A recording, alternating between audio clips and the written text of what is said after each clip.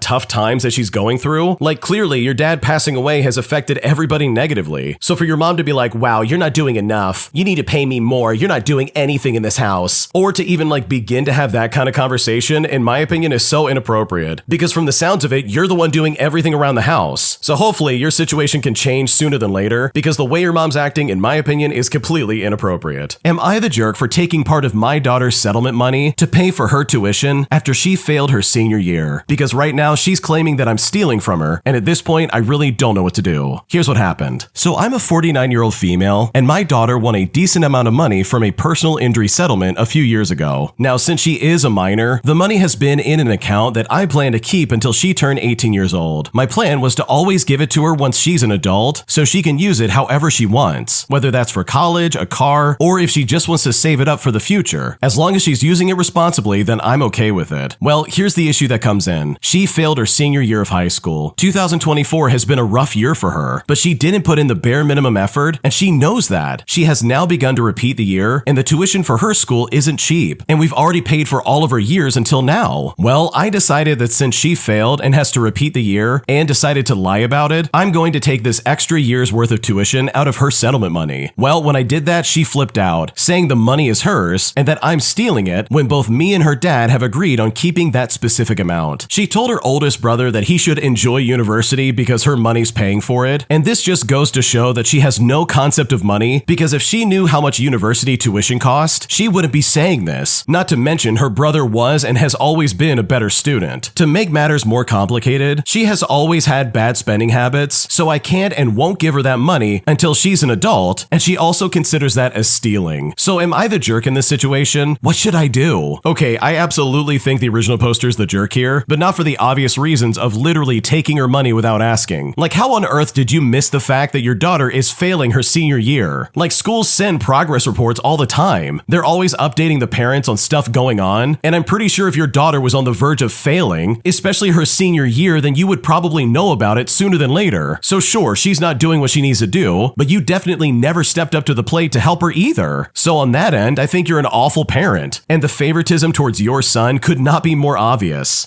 Halfway through the post, you start trashing your daughter all because money was involved. And it's oh, okay, now you want to be a parent, but where were you when she was literally failing all of her classes for months on end? But when it comes to the money itself, yes, I absolutely think you're stealing from your daughter to pay for something that you could have prevented. If you weren't so neglectful, you could have caught the fact that your daughter was not doing what she needs to do at school. And sure, there absolutely is blame that needs to be placed on the daughter, but for you to sit there and be oh my god, I can't believe you failed, and then act like she doesn't know what she's doing with money, when clearly you don't know what you're doing as a parent, in my opinion, is so ironic. So yes, you are the jerk for using that money on your daughter's tuition, because this all could have absolutely been avoided. My parents treated me like garbage throughout my entire childhood, and even treat me badly as an adult, that I'm now questioning everything I ever had to do with my parents. Here's what happened. So my brother and I are in our 30s, and my parents are in their 60s. A lot of people have told me that barring some serious cases that might be going on in the home, you always owe your parents a relationship, and that I should just talk to them about it. So I asked my parents what kind of relationship they want to have with me, but they scoffed at my question, and when I asked them again a few months later, they just rolled their eyes at me. I've asked my parents parents many times to stop scoffing at me and rolling their eyes at me, and always dismissing me, but I always end up causing a fight. When I try to talk to my parents, they usually react with haughty dismissal, ridicule, or interruption. It's uncommon for me to be able to speak a full sentence that they actually listen to and understand. As a small child, I caused a lot of fights with my parents by talking to them unnecessarily. By the age of 10 years old, I learned to minimize unnecessary communication. And these days, my relationship with my parents consists of them talking at me while I sit there passively. Before going to therapy, I thought that most parent-child relationships were like ours, but my therapist said that most parents take an interest in their children's lives, and I was pretty shocked because my parents rarely ask me anything about my life or myself, and if they do, they interrupt me almost as soon as I start answering. My therapist also said that most parents are nice to their children. Well, my parents said they were nasty to me because they love me. Growing up, my friends would sometimes ask me, "Why are your parents so mean?" And I would say, well, it's because they love me, implying that my friends' kind parents didn't love them. I was completely brainwashed by my parents. But all of this explains why I never felt bonded to my parents growing up. As awful as it sounds, I didn't love them. I learned pretty early on that I had to simulate love with on-demand hugs, as well as on-demand smiles and obedience and silence, while also just going along with ideological compliance. So I just faked it until I made it, but I never made it to the point of developing actual love for my parents, and I don't plan on doing that moving forward. Yeah, I can completely understand where you're coming from because that sounds awful. Like, I can't imagine having a household like that where your parents literally just did not care about you in the slightest. They treated you like garbage and just literally did not do anything to make you feel comfortable in your own home. So personally, when it comes to that statement from the beginning, where people try to tell you, oh, you should always try to have a relationship with your parents. Like, if my parents acted like that, there's no way I would ever want anything to do with them. And why would I? Like, what you described sounds awful. They basically excused away all of their bad behavior, and that was not fair for you in the slightest. So moving forward, I really don't blame you, because what you described absolutely sounds awful. My grandma keeps coming over and gardening in my yard, including making changes to my late husband's memorial spot. And right now, I am so frustrated, because at this point, I really don't know what to do. Here's what happened. Okay, I want to start off by saying that I'm so frustrated, and I don't know if saying anything to her was the right move. To preface all of this, I have a lot of privilege, specifically due to my grandparents who are fairly wealthy. They have bailed me out financially many times, they've helped with groceries, and most notably, they gave me a place to live very cheaply. They owned my childhood home, and when the old tenant moved out, they offered it to me. At first, they said they were giving it to me in full, with a $1 sale to make it official. My husband and I did not renew our lease for this, so we could move. Well, once it was too late to renew, and our lives were packed up, then she suddenly said it would be a couple of years, and that I would rent until then. Now, this is not what we agreed on, but the rent was severely discounted, so okay, fine, I guess. So we moved in because we literally didn't have much of a choice. Well, my husband ended up dying right afterwards, and I started gardening. My grandma also loves to garden, and she told me I could do whatever I want with a yard. So I was planning things out and picking out plants. Well, the first thing she brings over are lots of plants, despite me saying, please let me pick out my own. She was not checking if they were cat friendly, as I do have strays, and she was bringing me things I wasn't even ready to plant. So she took it upon herself to start planting them in places I didn't want. Then, despite me trying to buy black mulch myself, she took it upon herself to be helpful and buy a bunch of brown mulch instead. Which, okay, fine, that's not a big deal, I guess. But it wasn't even my project anymore, it was hers. Well, then she was talking about how nice it would look wrapped around the house. And I wasn't sure if that's what I wanted to do with it, so I told her so. And that was the same thing with putting the rose bush that she bought under my bedroom window. I didn't even want that there. I came home 2 days ago, and the whole area had been mulched with the rose bush planted exactly how she wanted it. Well, yesterday, I came home to that mulch filled with plants that I didn't want, several of which are toxic to cats. And worst of all, my late husband's memorial spot had been supposedly fixed. It was a rose bush with black mulch around it that had his ashes sprinkled over it. It was meant to stay black. I didn't care if it blended with the rest. I had my own ideas for which plants to put next to it. And now all that black mulch is covered, so it blends with the rest, with plants being added around it, and one of which is a flower that I know he would have hated. I've been so polite about asking her to stop, but this is just too much. So I got mad, and she seems so confused about all of this. So I'm honestly so frustrated right now, and I really don't know what to do. Yeah, this is a really crappy situation for several reasons, but the biggest one, in my opinion, is the fact that your grandma tricked you guys. She literally said, oh yeah, you can buy our house for $1, and then she waits until you guys are all packed up and ready to move in, only for her then to like pull the rug out from underneath you and be like, psych, just kidding, you're gonna rent. And it's like, well, at this point, I've got no no choice but to move in. So that's like a big immediate red flag in my opinion, and you guys did not deserve that. But when it comes to the whole gardening situation, as well as her messing with your husband's memorial, like that all sounds incredibly intrusive, and it's just completely inconsiderate to you and your feelings. Not to mention your cats and these toxic plants that are all around the house. Like, is she trying to do this on purpose, or is this just willful ignorance? But either way, it sounds like your grandma's being very selfish towards you, and it really seems like everything in your life recently has revolved around what your grandma wants instead of what you want. And that would personally drive me insane. So if I was dealing with this, I would have said something as well. Like, she's being very rude and absolutely inconsiderate towards you, and that is not fair in the slightest. Because setting boundaries like this is never a bad idea, especially if you have someone as intrusive as your grandma. An entitled jerk follows me around as I deliver the mail, demanding that I confess that I'm the one who lost his package that he's looking forward to. But despite the fact that I had nothing to do with this stupid package, this guy refused to take no for an answer, escalating things in a way that I honestly never expected. Here's what happened. Okay, to start things out, something that I simultaneously love and hate the most about being a rural mail carrier is that you are always alone. Well, this morning I received a call from a customer who said he never received a package that I had delivered yesterday. So I checked the shelves, looked up his tracking number, and saw that the package was scanned at the time I was at a stop. I then told him that I would look for his package today. Now, 90% of my route is comprised of CBU banks, and CBU stands for Cluster Box Unit. So was it possible that I accidentally misread the address on his package for a similar one in some kind of dyslexic moment? Yes, of course, I never rule out that possibility, but I know I have dyslexia. It's something I've dealt with since I was a grade schooler, and it's why I carefully read each address. Maybe a minute after I arrive at his stop, and halfway through the CBUs, a large black pickup truck pulls up directly behind my vehicle. Now, being a rural mail carrier, I rarely, if ever, see my customers face to face, but my instincts tell me that this is the guy I spoke with on the phone earlier this morning. Now, something to note here, as a contracted rural mail carrier, I drive my own personal vehicle and I don't wear a uniform. There is no way to tell from a distance that I'm a mail carrier, and there are no markings identifying my car as a mail carrier. I just look like any other hundreds of cars on the highway. This guy lives a mile and a half down the road from where his box is located, and there is no other way to get to his house and no alternate routes out from his road. Yet he pulled up right behind my vehicle from the highway, almost as if he was driving around looking for me. Now, having spent 7 years working retail, I immediately go into customer service mode and I ask him, "Hi there, how can I help you?" Well, this guy stands about a foot away from me and says, "I'm here to see about my package." Now, there's nothing wrong with that sentence itself, but there was just something sinister in his tone, and the way he held himself immediately made my skin crawl and put my nerves on edge. I told him that I wasn't done yet and I hadn't gotten to his stuff yet, but he continues to stand there unmoving, just staring me down. He doesn't go back to his truck until a kind old lady pulls up in her little car, but still he refuses to get back in his truck. Instead, he pretends to be busy with something on his phone, all while still watching my every move. As I was working, I was checking every box and paying attention to those who lived on his street or had similar house numbers as his. None of them had checked their mail since before yesterday, and none of them had received any parcels. After I finished up, I told him, "Your package isn't here." But at that moment, I get the feeling that he already knew that, and it was definitely in the way that he had spoken to me when he first got there. He then asked me with his arms crossed, staring down at me, "Well, what are you gonna do about it then?" So I tell him, "Nothing at the moment. We can wait and see if one of your neighbors mistakenly received it and turns it in, or you can just report it as missing." Now, I'm neurodivergent, and my tone during the entire interaction has been flat, neutral, and matter of fact. It's my default tone when I'm speaking, but this guy starts getting agitated. He said to me, "So you're not going to admit that you lost it?" And it's like, no, why would I? We don't know that it's lost. His neighbors haven't even checked their mail, and at this point, I'm 75% sure that he's lying, just so he can get a refund on whatever he purchased. The other 25% is either he lost it, or another member of the household checked the mail before he did and just didn't tell him about it. But thankfully for him, I don't speak these thoughts out loud. He kept pressing for me to admit that I was the one that lost his package, and he's following me as I walk around my vehicle and just refusing to leave. All the while, the kind old lady is still in her car, watching and listening to this all play out. His behavior has long since crossed the line into something that's not appropriate, and I tell him that I have not lost his package. He then says to me, "I've been standing over here minding my own business. I just want to know what you plan to do about my package." So I straight up tell him I'm not going to do anything about it. You can call the postmaster. Now please, just go about your day. Well, it's right then that he calls me a horrible name and then hops in his truck and slams the door as he speeds off. And honestly, if it wasn't for the fact that the lady was there for all of it, I'm certain he would have tried to escalate things even further. Wow, that is really scary, and I think the original poster is absolutely right. If that old lady wasn't there watching all of this go down, that guy absolutely would have tried to start a fight with you. Like, that is so crazy to me. There's just no good excuse for treating someone like that. And the fact that he was following you around and screaming at you about some mystery package that he probably lost, by the way, that is insane behavior, and I would never let that happen again without recording it. Like, this guy has nefarious intentions, and I think he would have fought you if that lady wasn't there. So hopefully you report this guy for being like really physically aggressive towards you, as well as following you around the neighborhood when you're just trying to do your job, because all of this was completely inappropriate. If you like Am I the Jerk, you're probably going to love Am I the Genius. Check it out, link down below in the description. Also, go to amithejerk.com/submit if you would like to submit your own stories. Am I the jerk for telling my roommate to go back home if she can't handle college after she's continuously whined about how hard college is? Because right now, she's spreading a rumor that I'm a bad roommate, and at this point, I really don't know what to do. Here's what happened. Okay, let me start off by saying this. I have been called a rude person in the past, and I blurt out things that I think without thinking about if it would hurt in front of me. And over the years, I've gotten better at it though. This year, I made it to my dream college, and I come from an extremely low-income household, so I worked on scholarships, awards, and much more to get into this college. I took student loans out to afford the remaining of my tuition. Now, for my freshman year roommate, I didn't really try to find out if I could choose or anything like that, so I just went for someone random, and the girl I'm rooming with is quite the opposite of me. She comes from a highly rich and well-to-do family, and she acts like a brat. I've constantly seen her lock down or hide her expensive jewelry as if she believes I will steal it. She constantly talks about how she misses her home, as well as the amenities and the people. For the first week or so, I understood, because I was homesick as well. But then, into the third and fourth week, I would walk into the room to see her crying about how tough it is having to do everything by herself. She complains about the cost of Ubers and having to cook and clean for herself. And by the second month, I would walk in to see her whine so many times that finally I told her the truth. I said to her, don't come to college if you aren't prepared, because if you're not, then go back home. You don't need to whine about it so much when there's a very simple solution available to you. Well, after I said that, she was visibly upset and left the room. I barely ever see her in the room anymore, and it seems like she sleeps elsewhere, and at first I didn't really care because she didn't make it a big deal. Well, yesterday I asked a guy out in one of my classes. He is cute and sweet, and we usually talked a lot during class, and I wanted to pursue the relationship. But in the end, he rejected the offer politely and said that one of the reasons was that he was not interested, and also he heard that I was generally a rude person to my roommate. I texted my roommate to ask why she was talking about me being rude, and she said she was talking to her friends about something that made her upset. However, I know for a fact she isn't friends with the guy in my class, as he mentioned that he heard this from someone neither of us knew. So right now, I'm honestly pissed off, and I want to know if I'm the jerk, so I can consider apologizing if I am. What should I do? Yes, you are definitely the jerk here. First and foremost, your definition of someone being a brat is completely overblown, because it doesn't sound like this lady's spoiled or like bratty in any kind of way. She's homesick and she's not used to being at college. And also, her locking up her stuff doesn't mean that she thinks you're gonna steal it. It just means that she's trying to, like, I don't know, take care of her belongings. Like, you made a bunch of assumptions about her character, when in reality, I think you're just projecting. And it also sounds like you're just jealous of her financial situation with her family. And it's like, okay, but that's like not her fault. Being out in the world on your own for the first time, no matter how rich and privileged your family is just really stressful all around. And you lack so much empathy for your roommate. She's trying her best to adapt to college. That's not gonna happen overnight because, you know, she has emotions unlike you. And the whole reason why she's not sleeping in the dorm anymore is literally because you're a jerk. She doesn't feel safe there anymore. Like, if I had a roommate in college that talked to me like that, I would leave as well. Like, that is such an awful thing to do, and I just can't believe you would treat someone like that. And honestly, things got so much worse because the original poster even clarified that this is a foreign student. And it's like, come on, how can you not have some kind of sympathy for their situation? That would have been a good opportunity to step up and be a friend, or at least try to help her feel at home. But instead, you ostracized her and made her feel like garbage. And that, in my opinion, makes you sound like an awful human being. So yes, you are the jerk, and I think the bare minimum that you need to do is definitely apologize. Am I the jerk for not allowing my friend to spend the night after she had canceled her reservation at the hotel at the last moment? Because right now, I feel really guilty, and at this point, I don't know what to do. Here's what happened. I'm a 30-year-old female, and I have a friend that we will call Mia. She is staying in a different city, and she had planned to visit our town one weekend. She decided to spend the weekend with me, and I agreed and enjoyed her company at home. We had discussed all the details a few weeks in advance, and thus, I revised my schedule to accommodate her visit. However, on arrival, there were a few days from when she she would have stayed at my place. And this is where the story takes a rather odd turn. Actually, a few days before, she was calling me to say that she had canceled her hotel reservation as she had read about a better deal on a last-minute booking site and she wanted to stay at my place instead, assuming that it would be more convenient and a lot easier on the pocket as well. She said that she would still come, but she had to stay an extra night because her new booking had shifted. Now, of course, I was a little surprised by this new plan. I had prepared my guest bedroom for her and rearranged the rest of my schedule to suit her original plans. After receiving some confirmation, however, I agreed to change and let her stay one more night too. Well, the day before she was due, Mia texted me and told me that her new hotel had a few issues and she would have to stay with me for 2 more nights. That way, she'd be staying at my place almost the entire week. And I worried because my house wasn't set up for long-term guests, and I had other commitments that I hadn't planned for anyways. Now, I had prepared myself only for the weekend trip and was not equipped with any provisions in terms of food, space, and so on, especially for such a long stay. So I told Mia that due to all of these limitations, I could not accommodate her for extra nights and may suggest to her that she might find some other place to spend the nights that she would be spending in the city. I told her I would help her find the adjacent place to stay or just to give her recommendations. Well, Mia replied exacerbated. She said it was not fair for me to change plans at the last minute and that I was acting like a poor sport. She mentioned she was in an awful situation and that I should have done better considering I had always agreed to host her. She also tossed in there the feeling of being let down and disappointed that I wasn't acting like the better friend while in town. After that, Mia hardly spoke to me and our communication deteriorated. I felt bad because she was upset, but somehow I also felt that I had been very clear with my limits and I did offer her solutions. It's making me think and it's raising a lot of questions. Did I really do wrong by not extending her stay when I had already accommodated so much on the shortened visit? Am I the jerk here? What should I do? No, I don't think you're the jerk at all, because it really sounds like Mia was trying to take advantage of your kindness. Like, it really does sound like you moved around your entire schedule to try and make this work for her, and she's turning around and acting like, oh my god, I can't believe you're changing plans last minute. But it's like, lady, are you kidding me right now? You've literally done that like what, twice now for the original poster? They scheduled you for a specific amount of time, and for you to be like, oh yeah, I need to stay what, 3 more days? That won't be a problem, right? But it's like, yes, that is going to be a problem. You can't just drop that on someone and expect them to be okay with it. So no, I do not think you're the jerk here, and I think the way that Mia was acting is incredibly immature. This next story came from the Am I the Jerk subreddit. Check the links in the description if you would like to submit your own story. Am I the jerk for not being comfortable with an older person in my class, as he is constantly bragging about being born in the 90s and is putting down anybody who disagrees with him in any kind of way? Here's what happened. Okay, for a bit of context, I'm almost 25 years old, and recently I went back to a community college to get my life back on track. Most of my classmates are younger than me, which is to be expected, but there is this one guy who's 33 who was born in 1991, and he constantly brags about being a 90s kid. He comes to class late every single day with the same cringe excuse. He would just say that the 90s were so much better than this garbage. Whenever the class discusses mental health or current events, he'll just interrupt and call us woke or Gen Z garbage. He is also dismissive of anything related to pop culture. For example, when we talked about the upcoming Harry Potter reboot on HBO Max, he laughed at me for saying I grew up with the movies and books. He bragged that I was too young to experience them when they were first released. He also judges me for meeting friends outside of college, saying I'm gone past the age of going out for beers with a few mates, and I should be investing my time into more important things in life. And when we're trying to study or just do classwork, he would be blasting music from the 90s, namely hip-hop or early Eminem, or just watching YouTube videos while the rest of us are doing our assignments. If one of us asked him to turn it down or suggests he does work like the rest of us, he will just call you a stupid kid or Gen Z trash. He also rants about how this generation is too soft and needs to man up, and how today's movies and TV shows are all cringe, and just constantly comparing anything to the 90s, and how the 90s is always superior. Our teacher asked us to be nicer to him and understand that he's a lot older than everybody in the room. So I did, and I accepted him on social media, but his Instagram and WhatsApp is literally just 90s nostalgia on repeat, as well as football and memes. So am I the jerk for finding this guy very cringy and a massive nuisance? Because right now I really don't know what to do. No, you're definitely not the jerk, and this guy's a moron for acting this way. In my personal opinion, no one in their right mind should ever be like, oh yeah, my generation is so much better than your generation. Especially if you're gonna use it in like a divisive tone, or they try to act like they're better than you based on the year that they were born. Like, I've seen people act that way, but then it's like, why are you doing that? No one's impressed by your weird anecdotes, and you're not making any friends around you, especially if you keep calling people stupid kids, while also also saying, oh yeah, you guys are too soft, you need to man up. So no, you're definitely not the jerk for finding this guy annoying. And if I was in your shoes, I would be complaining to the professor and saying that this guy is interrupting my studies. Because truly, that's exactly what he's doing. Am I the jerk for calling out my cousin for being a terrible nurse and harming her patient in ways that she might not realize? Because right now, my entire family is kind of against me on this, and I really don't know what to do. Here's what happened. Okay, so every year, my extended family gets together and we have a family picnic. It is a lot of fun and we typically have a great time. However, it was very different this time around. My cousin, who's 32 years old, was in attendance, and typically whenever we see her, she likes to tell and rant about her job as she works as a nurse. And here's the story that she told this time around. A woman came into her hospital and needed an IV placed. The problem was that said patient was very needle phobic and let my cousin know ahead of time. The patient then proceeds to do coping mechanisms that she had learned, which was to close her eyes, take some deep breaths, and hold her sister's hand while also crying like a baby. Now, my cousin's opinion on the situation was that it was totally ridiculous, and she let her patient absolutely have it. In her words, she sternly told the patient to grow up and that her antics were ridiculous. The patient's sister then explained that she had a genuine phobia and to please be patient with her, but my cousin responded that it wasn't her job to deal with anybody's irrational fears and to not waste anybody else's time. My cousin placed the IV in while the patient was absolutely hysterical, with my cousin eventually leaving the room. Later, the patient's sister requested to not have my cousin as her nurse ever again. At some point, my cousin was confronted by the sister, who called her a nasty troll for talking to a patient in that way and berating somebody who was going through a hard time and was facing her fears. But my cousin doubled down and told her that if the patient's fear is that bad, then she would need to seek therapy for it and not waste everybody else's resources. Now, here's where I become very concerned. The patient's sister says that her sister has been doing cognitive behavioral therapy, and she's been doing this for a while to manage her phobia and her medical anxiety, and had been making some really good progress. But now, the patient is refusing to seek future medical treatment and says that she would never open up about her fear ever again and is potentially regressing in her treatment, which she blamed my cousin for. Now, for some background, I'm a therapist and I specialize in cognitive behavioral therapy. Many of my patients have phobias and medical anxiety. I've seen firsthand how debilitating it all can be, and I've had a few patients in the past who've regressed because of traumatic moments, and it seems likely that this would happen to the patient in this story. Well, my cousin proclaimed that it was ridiculous for the patient's sister to claim that it's her fault for the patient regressing in her treatment. But I told my cousin that yes, it was kind of her fault. I told her that she chastised someone who was doing her best to overcome a struggle, and because of that, the patient would potentially never seek medical care again, or even be honest with her medical team. Well, after I said that, a lot of fighting ensued, and now some family members are on my cousin's side, saying that she was doing her job and that I made her feel bad, while others are on my side, saying that I was in the right and had the experience to call her out. So am I the jerk in this situation? What should I do? No, you're not the jerk here at all. Your cousin is a massive jerk, and the fact that she's a nurse at a hospital and acting like this, in my opinion, is proof that she should not be in that profession. And you know what? If anybody knows what they're talking about in this situation, it would be you. So for people to seriously side with your cousin and be like, oh my god, I can't believe you would talk to her like that, that in my opinion is completely insane and so uncalled for. Am I the jerk for not putting my partner on the deed of my house? Because right now she is very upset and I seriously don't know what to do. Here's what happened. I've been with my partner for 19 years. We have 2 kids together and we are unmarried. Now for starters, I had a really awful childhood. Foreclosures, evictions, divorces, psycho stepdads, and a strung out mom. Ever since I was a little kid, literally since the age of 8, I dreamed of owning a home free and clear so I would never have to experience that kind of nightmare ever again. My partner had a lousy childhood too, although not quite a horror story like mine was. After graduation, she was buried in debt and her degree didn't make her very employable, which is right around when we met, and she didn't think much or at all about real estate. By the time I was 25, I had bought 2 houses. I promptly lost them both in the 2008 market crash, and then in 2011, there was an unbelievable opportunity. I cashed out my $60,000 from my 401k retirement account, and I paid cash for an absolute dump downtown. I spent all the money from my retirement account to buy the house and fix it up, and when I ran out of money, I borrowed some more. Remodeling the house wasn't easy, and my partner was with me through all of this. She labored and worked, but it was always my money. When the house was finished, and we'd been living there for a few years, she got pregnant with our first kid. I stayed home to watch him during the day, and I worked at night. And eventually, the second kid came along. So for 9 years, I took care of the kids all day, and I worked in restaurants at night. We always split the household expenses 50-50. 50-50, despite her making 3 times as much money as me. So she would give me the money and I would pay for everything. Well, a little over a year ago, she started feeling dissatisfied with our relationship, and so we separated, but not really. She is renting a house from a friend, and we're still spending a few nights a week together. We still have family time with the kids, and it's mostly the same as it's always been. Over the last 6 months, we've been doing some therapy. She's got so many resentments, and so many are super valid, but the only issue I can't see her way on is that she feels that she should own about half the house, and I just can't see how that's fair for me. I paid cash for it 13 years ago, all before we even had kids. I never exploited the situation, and I never charged her rent. It was never an issue, and she never mentioned wanting to be part owner of the house. I really want to reconcile with her, and I love her very much. It's just that I have no support network, no family to turn to, and no retirement savings. My house is worth rock bottom in my city, and I have a 7 and 9-year-old who really need me. The only stability in my life comes from owning my home. I just can't risk putting her on the deed and having her leave again. So am I the jerk for not wanting to do this? What should I do? No, I don't think you're the jerk at all. You put all of your money into this. And sure, she did help out with like working on it and all this other stuff, but at the end of the day, it was your money on the line. And in my opinion, unless you two get married or something like that, then I don't think it's a good idea to put her on the deed. An entitled racist Karen at IHOP goes in on me and my family by screaming at us that we need to go back to China and that apparently real Americans don't need us here. Things got so bad after this Karen tried to get physical that I ended up calling the police. Here's what happened. So last night, I was eating at IHOP with my mom and older sister. For reference, I'm 19 years old, my older sister is 22, and my mom is 50 years old. Now, lucky us, we were seated in a booth next to a Karen who's maybe in her mid-40s and her maybe 4-year-old son, with some other people who were dining with them, but trust me, they are not important to the story. We got there at the tail end of their meal, but they were just sitting and chatting as their waiter brought over their receipt. Now, the entire time, the kid was peeking over the booth periodically and reaching out to grab my sister's or my hair while his hands were covered in sticky maple syrup, or he would be bouncing so hard on the cushion that it shook our side of the bench. Now, we didn't say anything, as it's generally not worth it to cause a scene to people who we thought were already leaving. Well, we got our food and we were taking pictures as it was the Willy Wonka theme, and for the record, we're prone to take pictures of unique experiences. I got this sparkly hot chocolate, and my mom and sister got this bucket of mimosas and some large alcoholic beverage to share. Eventually, the family began to leave, and we all kind of sighed in relief. The kid, however, stayed around as the Karen was the last to leave. He peeked over our table and looked at our food and tried to touch it, which we quickly moved our food away from him. Well, he stopped trying to touch it and instead began to cough directly at us and onto our food. I mean, I could feel the spit of the kid's saliva on my hand. Now, my mom had enough at that point and looked at the Karen and asked her to mind her kid. And it's right at this moment that things really started to pop off. The Karen looked at my mom and said, "He is not sick. He just has asthma." And it's like, okay, as if coughing on our food would be okay if he wasn't sick. But my mom said it again. "He is coughing on us. Please move him." The Karen then said, "He is not sick. It's not that big of a deal." So my mom asked her, "Okay, so you're okay if I spit in your food?" And it was then that this Karen lost her mind. She screamed out, "How dare you?" And then this Karen actually throws a cup that she stole from another dinner's table that was full of hot coffee at my mom. Now, luckily it splashed onto the ground and it didn't really hurt anything, but my mom was livid at that point, and I had 911 dialed up and ready to go. My sister and I were periodically interjecting with curse words and defending our family, but my mom at this point was already done with it. The Karen stalked off with her kid, shouting for us to go back to China, while also saying that real Americans don't need you here. This entitled Karen then screamed at a server that we assume she knew personally that this apparently is why COVID was so bad, because people like us were bringing diseases. Well, as she was stalking off, my mom got up and threw a fork at her back and started screaming right back at her. Now, I had 911 on call listening in and had the police come and gave them the address to the IHOP. I was also taking a picture of the Karen and everything that I thought that we might needed. All the while, the Karen was screaming that she had a child with her and also demanding to know why my mom would be so violent and throwing more slurs and racist accusations at us. And it's so convenient that she literally threw the first punch by throwing a cup of coffee at us. The entitled Karen eventually left and no one tried to stop her as the cops weren't there yet. All the while, my mom was yelling that we would report her for this. We moved on to a different table and we got some replacements for our food, which none of us had really even eaten yet. Unfortunately, we didn't get a replacement for the mimosas, even though that was by far the most expensive thing, because alcohol apparently wasn't replaceable. My mom later complained about that too, because the staff did nothing to stop her from harassing us. They didn't contact the authorities on their own, and some even seemed to know her on a personal level. In the middle of our mostly replaced meal, the cops came and got our statement, to which my mom absolutely said she wanted to press charges. But it turns out it's not so easy, and we're still in the paperwork and reporting aspect of it, but my mom is quite adamant to continue on with it, as she hates being treated like a second-class citizen, especially in front of her family. But needless to say, I think after all of that, we are definitely not going to be going back to IHOP anytime soon. That is a terrible situation. I can't believe somebody acted like that. Like, this really did kind of escalate in a way that nobody probably ever expected, because seriously, this Karen like went off her rocker. Is it really that much to ask to keep your kid away from someone else's food? Asthma is not an excuse for your kid to cough all over someone else's food. That is honestly obnoxious, and there's no good excuse for that. I cannot stand parents who act like that, where they literally will make an excuse for anything their kid is doing just so they can get away from actually being a parent and disciplining them. So truly, I hope this all works out for you and your family, because the way this Karen acted is awful, and she absolutely deserves to get in trouble. If you like Am I the Jerk, you're probably going to love Am I the Genius. Check it out, link down below in the description. Also, go to amithejerk.com/submit if you would like to submit your own stories. My best friend's mom confessed in front of everybody that she has a crush on my boyfriend, and I have never been put in a more awkward situation in my life. Here's what happened. Okay, I want to preface this by saying that I mostly just want to get this off my chest, because I can't possibly be the only one weirded out by this situation. I'm a 21-year-old male, and my 19-year-old boyfriend and I went to my best friend's birthday today. Keep in mind, my boyfriend and I have been together for a year, and this is maybe the third or fourth time he's interacted with our female friend's mom. Never for an extended period of time, and never without me present. My friend's mom is in her 60s, and she is kind of weird to begin with. It might have something to do with her being bipolar, but I'm not really sure. On Halloween, the three of us went out, and my boyfriend and I stepped in for a bit when we picked my friend up from her house. Her mom was there, and within the first few minutes, my boyfriend crouched down to pet their dog, and my friend's mom leaned over and started petting his hair. And for reference, he has long curly hair that goes past his shoulders. Now, during and afterwards, he brushed it off by laughing and said it was a natural reaction, but it came up recently, and he admitted that he did find it weird, and I don't think he would have tolerated it in a different situation, which then leads to tonight. So, in the middle of the party, this 60-year-old woman loudly exclaims to her roommate, who is another older woman, that she has a crush on my boyfriend. It was hard to hear some of it due to all the talking, but she said it was because he's so nice, and said something about how if she was younger, things would be different. So yeah, things got awkward really quickly. This immediately made me, my friend, and my boyfriend look at each other. He made a face like, this is weird and very uncomfortable. Neither of us verbalized it, but my friend did. Like the first time when she straight up said, no, that's weird, which didn't stop her mom from petting him uncomfortably. And I'm just like, how do you even respond to that? I know some people are going to comment that it's just a thing with older generations, but that doesn't necessarily make it okay. And on a deeper level, she related his personality to having a crush on him, which honestly weirds me out more than if it was just his looks, and straight up pet him like a dog. All three of us, but mainly him, are uncomfortable with this, as it really is a weird situation for us to be stuck in. Yeah, that is a seriously weird situation, and I know exactly what the original poster's talking about. Someone comes up and says, oh, if I was younger, it would be so different. I would sweep you off your feet. And it's like, wait a second, I do not know you like that, and that is incredibly weird. Not to mention that she's like, I don't know, petting someone's head, as if this is some kind of like fun game between the two of them. And you know what? I don't even blame this guy's reaction in the slightest. If that was me in the moment, I probably would not know what to do either. Like, I would also probably just laugh it off in some kind of way. But also, I would take a mental note and be like, never again. This is never happening again. So yeah, that was a really weird and creepy situation, and I don't blame you for being upset by that, because if I was in your shoes, I would feel the exact same way. My boyfriend's controlling and clingy parents literally will not leave us alone, and after dealing with this for so long, I feel like I'm stuck between a rock and a hard place, because right now, I really don't know what to do. Here's what happened. Okay, to put it bluntly, my boyfriend's mother wants to be his #1 priority and make me the side chick, but it's not always been like this. I triggered some huge insecurity in her, and this didn't kick up until she realized that I'm not some flavor of the week and that I'm not going away. She has been escalating because I'm a threat to her control over him, so now she's controlling my access to him by giving him a curfew, not allowing sleepovers, and she makes plans that exclude me and doesn't tell him until the last possible minute so he can't invite me. She also knows my work schedule, and she is beginning to time her plans with him around the only day days I get to see him. She tells him when he can and can't spend time with me because she misses him and she never gets to see him. And honestly, cry me a river. They and his 3 other siblings live together. She's just feeling sorry for herself because he has a girlfriend now, and she's jealous of the attention I'm getting, as well as playing the victim and acting like I'm taking away from her. So now she's taking him away from me. She plays the game and is polite to my face, but she is pulling strings behind the scenes that are definitely personal. Another example is that she had a family night where no girlfriends were allowed, so they could go watch a movie with him that's fairly new, which is one that we were going to watch together because she knew this was our thing, and she did this on purpose without me. She also told me that he can't come to my house, but if I want to see him, I have to spend my gas and drive to see him at their house on her terms. And I'm just thinking to myself, no, I'm not going to have someone tell me where and when I can see my boyfriend. It's also important to note that he got a DUI in April, and he doesn't get his license back for 2 more months, and he's taking a DUI class. Now, before you judge, he was raised with alcoholic parents who normalize a lot of unhealthy behaviors, but he's growing as a person and realizing why alcohol is destructive. I believe he needed that wake-up call because I've noticed a shift in his habits, and he's becoming a better role model for his younger siblings, so I'm proud of him for turning things around. However, his restricted license expired, and he had to call another number to get it renewed, and he should have gotten it by now, but I think his mother intercepted his mail and hid it from him, so now he has to depend on her for rides. Therefore, she controls where he goes and what he does. She is also keeping him naive and disadvantaged so she can keep him dependent on her and have control over him in very sick and insidious ways, giving him bad career advice and telling him false things about the real world so he has a simplistic belief about it that's just totally not true, and in a roundabout way, she's setting him up for failure, and it's all to her benefit so that he can't leave her. She's so obsessed with him that she will be the puppet master and manipulate his whole life if it means he ultimately has to come back and obey her. I even caught her lying to me and telling me he wasn't home when he was. She had turned his phone off so he wouldn't hear her calling or texting him, and we had plans that day, so I wanted to know if they were still on or if something had come up. So I gritted my teeth and I texted her to ask if he was home, and she just straight up told me no. Well, I found out by calling his dad, and he was working on his car in the garage, but she wasn't going to get her butt up off the couch and take 2 steps outside and tell him that I called or put him on the phone with me. Last night, his phone kept lighting up when we were trying to watch a movie at my house. His dad eventually called him, and it was barely 8:00 p.m. asking when he was coming home. I wanted so badly to take the phone out of my boyfriend's hand, hold it to my ear, and tell his dad to get lost, because his parents know by now that I always get Cinderella home before midnight. This must be so embarrassing for him, but it's infuriating to me to watch him go through this and also have a third party control my adult relationship with my boyfriend. I'm honestly so frustrated, and at this point, I really don't know what to do. First of all, I want to say that the mom in this story sounds crazy. She really does sound like the weird jealous type, and it sounds like she's trying to hold on to her precious baby and is straight up just refusing to let him go and move on with his life. Like seriously, he is allowed to have a girlfriend. So the fact that she's trying to get in the way of that and literally do anything she can to keep her son in her house and away from you is just really weird overall. But in my opinion, the biggest problem in this story is the fact that your boyfriend is not taking any kind of steps to get away from his mom in this way. Why is he not putting a foot down and being like, wait a second, you do not control my life. You can't tell me what I can and can't do, and because I'm an adult, I don't have to abide by your curfew. I can understand if there's some kind of house rules that he might have to abide by, but it sounds like this guy is a grown adult, meaning that he can make his own decisions and choose what he wants to do with his life. So for his mom to be like, no, you have a curfew, and guess what? You can't go anywhere without my permission, or at least saying that in the way that she acts, that is all crazy to me, and there's no good excuse for that. So if I was in your shoes, I would be sitting down with this boyfriend and being like, okay, what's going on here? Why are you not taking a stand against your mom? Or at the bare minimum, coming to bat for you? It seems like you're doing everything you can to stay in contact with your boyfriend, but he, on the other hand, isn't doing nearly enough to try and keep in contact with you.